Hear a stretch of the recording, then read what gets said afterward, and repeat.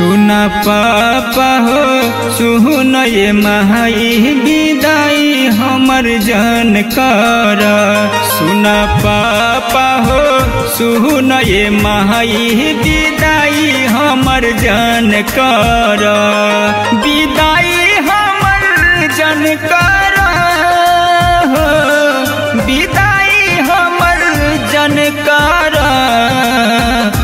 छोट बानी कैसे जाइब ससुरबा छोड़ी गई अपन घरबा।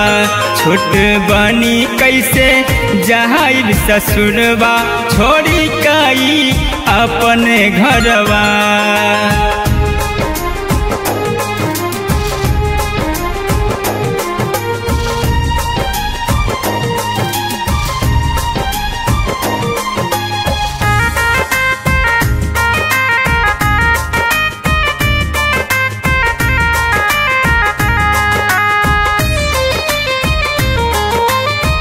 तहरा अंगनवा के होई हम दुलारी, तब काहे देत बड़ा घर से बिसारी।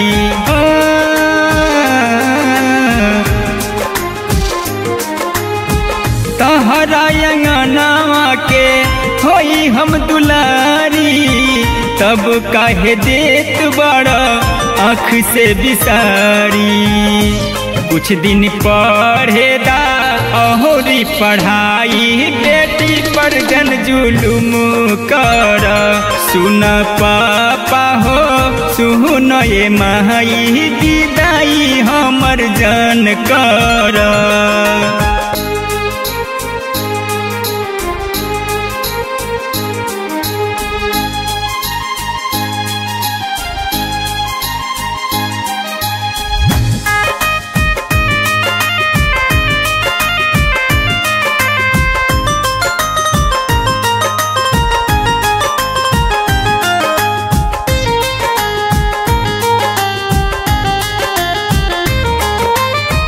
बेटी के कहीं लोगवा बूझल बोझ हो, गाँव समाज से पूछल सरोज हो।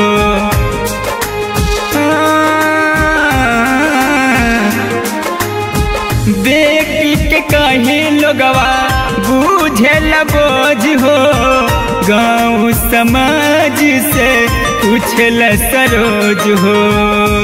कुमुद कहे हरदम बेटी के सपना के दहन तू जन कर।